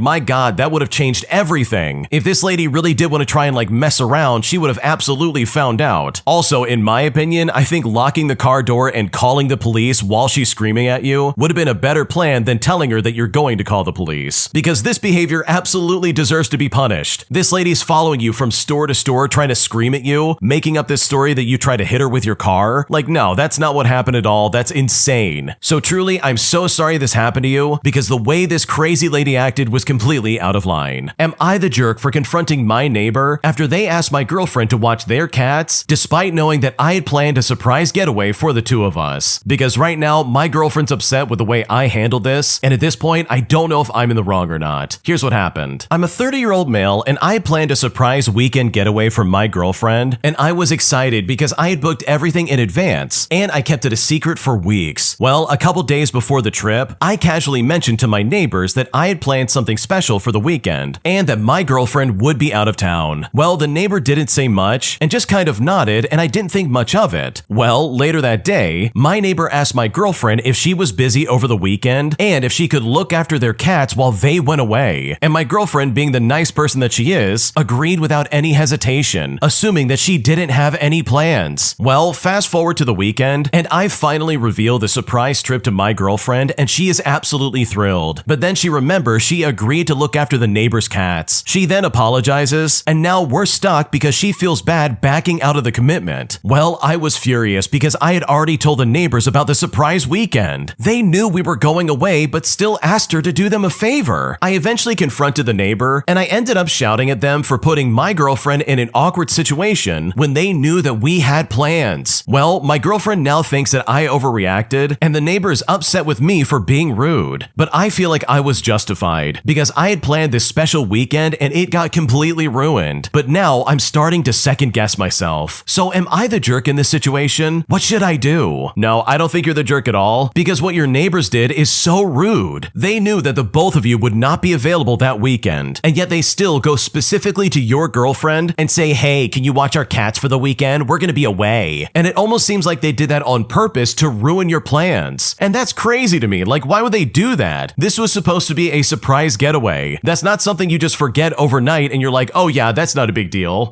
I'm sure hundreds of dollars went into that, and now these people just completely ruined it. So honestly, I don't think you're the jerk, and I think the way they tried to ruin your plans is completely inappropriate. Am I the jerk for not being open to the idea of changing my first name simply because my foster parents don't like it? Here's what happened. I'm a 16-year-old male and I'm a foster kid. I was taken from my mom 3 years ago because she's not doing good mentally, and it wasn't considered safe for me to live with her. My current foster parents are the ones that I hope to stay with until I turn 18. They're the best I've ever had, and I bounced around a lot, especially in my first year. But there is something that came up that now I'm wondering about. So my name, for the sake of the story, is Ryder, and my foster parents don't outright say that they hate it, but I think I saw my foster mom cringe at my name before. My foster dad asked me when we first met what my middle name was, and I guess that wasn't a name that he liked either. So they call me Rye, and I think sometimes they tried to say my name's Ryan instead of Ryder. Well, a month ago, they had asked me if I had ever considered changing my first name when I turned 18 to something more sophisticated sounding. They even said Ryan could be an idea since it is close and they share a nickname, but I told them I liked my name and I didn't ever think of changing them. They didn't say any more then, but a week later, they told me they had thought a lot about my future and they worried my name would be something that holds me back. My foster mom said it sounds so lewd when said fast, and they felt I deserved better than that. But I told them that it didn't bother me, and I liked that my mom had chosen my name, and that was the end of it again. But then last week they brought it up again, and they showed me these articles on the importance of a name, of naming babies for adult life instead of being cute or fun as kids. They told me they couldn't make me do it, which I knew, but they would like me to strongly consider it so I could have the chance at a professional future and being taken seriously. They said they would hate to see me passed over for jobs because of my name, and that they feel like a much older me wouldn't find the name as cool as I do now. They asked if I trust them, and I said yeah, and they said if I do, I should really give some thought to what I could change change my name to that would be a better name for me as an adult. I told them I was really never going to be okay with that, and I felt like it was a waste of time and would just get me stuck with some name that I wouldn't like. They then asked me why I was so okay with dismissing my future and why I didn't even want to try when they were doing all they could to help me out. And right then I could tell that it really got to them that I was still so against it. So am I the jerk for not wanting to change my name? What should I do? No, of course you're not the jerk. It is insane that they're really trying to be like, oh yeah, you need to change your name. We don't like your name as it is. It's got to be something different. Like, that's insane and that doesn't make any sense. The name Ryder is a completely normal name. Any kind of lewd assumption is on them, not on you. So if I was in your shoes, I would not change my name for a second, because honestly, their logic is completely flawed. If you like Am I the Jerk, you're probably going to love Am I the Genius. Check it out, link down below in the description. Also, go to amithejerk.com/submit if you would like to submit your own stories. Am I the jerk for not using my inheritance from my parents to try and take care of my husband's family? Because right now he is very upset, and at this point, I seriously don't know what to do. Here's what happened. Okay, so my husband and I have been married for about 31 years. We purchased his parents' farm several years ago and paid for it with a mortgage. We have since paid that mortgage off, and we also built our forever home on the farm, and it is also paid for, and we raise cattle on the farm. His family is always asking for help, and this is really his sisters specifically, and a couple of his nephews. For context, we took care of his father, mother, and Down syndrome sister when nobody else in the family would take care of them. We were the only ones of his siblings who still had young children at home, but we felt that if we didn't take care of them, the state was going to step in and take them away. In my family, you take care of your family, so we took them in and never looked back. However, I think his family resented us for this and somehow feels like they are owed something because we own the family farm. And for some reason, my husband thinks that he has to take care of his other sisters, even though there's nothing wrong with them except that they have low IQs. Now, on to the issue at hand. I have inherited a decent amount of money from my parents, and my husband doesn't know the specifics and is upset that I won't disclose the amount. He doesn't have access to the account, and he wants me to take some of the money and build a house on our farm for his sisters to live in, so they won't have to pay for rent anymore or even live in apartments. He wants us to pay their property taxes and insurance because he says they won't be able to afford that, but they can pay their utilities. And he doesn't want to charge them rent. But seriously, why should I use my inheritance that my parents worked their butts off to earn and pass on to me so that my husband's lazy sisters can sit in a brand new house on their family's farm and never have to pay property tax or insurance or even rent? I feel like this is my money and I shouldn't have to spend it on his family. I want to put the majority of it in trust funds to our 2 children so I can pass it on to them. And to be honest, I am seriously thinking about taking my inheritance and getting a divorce and living happily ever after. So am I the jerk in this situation? What should I do? Honestly, I think it's insane that your husband is like, oh yeah, give me your inheritance so I can use it for my sisters. Because this literally is not his money. And I can understand him wanting to take care of his sisters, but it honestly seems like he's focusing on them instead of, I don't know, his children. So no, you are definitely not the jerk, because if I was in your shoes, I would definitely be upset as well. Am I the jerk for telling my parents to think about whether they want to stay with me after my mom gave me the silent treatment literally over nothing? Here's what happened. I'm a 31-year-old female and I live on another continent from my parents. We have a rocky relationship because my mother is controlling and throws fits when she doesn't get her way. My dad is unfortunately an enabler and goes with the angle of saying, oh, it's your fault, you should apologize for upsetting your mother. And trust me, he does this every single time. Well, recently they came to stay in my 400 square foot studio apartment with me, despite me saying they might be more comfortable in a hotel. For cultural reasons, I'm from an Asian family, and my mom thinks that she needs to come rearrange my kitchen and cook food for me, and that I should be grateful and revert to the powerlessness of my childhood. For example, she decides what I eat for every meal, and I get questioned about when I'm leaving the house and when I'm coming back home. Well, I came back from work yesterday, and the water was out without any kind of warning. I got slightly upset, as my landlord has been guilty of doing this kind of thing before, all without any kind of 24-hour notice. As I was putting in the work order, I muttered under my breath about how annoying it was, and I was clearly very frustrated. Well, my mom started telling me to calm down, and then she started to say, why do you always get so worked up about these things? Now, I was already very frustrated, so I calmly said, don't tell me to calm down. I have the right to be upset about this. My feelings are valid. And trust me when I say this, I did not raise my voice. Well, my mom hates when I say things like this, so she responded by throwing whatever she was holding to the ground and giving me the silent treatment. And before she started that, she said to me, "Well, I have the right to feel many things too. How dare you talk to me that way?" Then she gave me the silent treatment for the rest of the night, including refusing to eat dinner. This morning they left for a short trip, but will be coming back to stay with me later. And as we were waiting for the taxi, I asked my mom a little incredulously if she was going to continue giving me the silent treatment when she came back. Well, she didn't even respond. So I said to her, "This is the one time I'm going to bring it up. I'm not going to keep asking about it, and there's not much point in coming to visit me if you're going to ignore me the entire time." So my mom said to me, "Fine, then we won't be staying with you when we get back. We'll make alternate arrangements." My dad then started laying into me about how it's my fault because I was upset and I upset her yesterday by throwing a tantrum, and now apparently I was trying to bully her into speaking to me. So I said back to him, "If you really feel that way, then maybe you should think about whether you want to stay with me when you get back." So am I the jerk for saying this? What should I do? No, you're not the jerk here. Your mom and dad are completely out of their mind if they think this is appropriate behavior. For starters, your mom and dad sound incredibly controlling. Like, that sounds obnoxious and I would never want to deal with that ever. Like, that seriously must be so stressful. And the way your mom was acting when you were upset about the water being out, that is so weird and it's just so unacceptable. I mean, it's almost as if she was trying to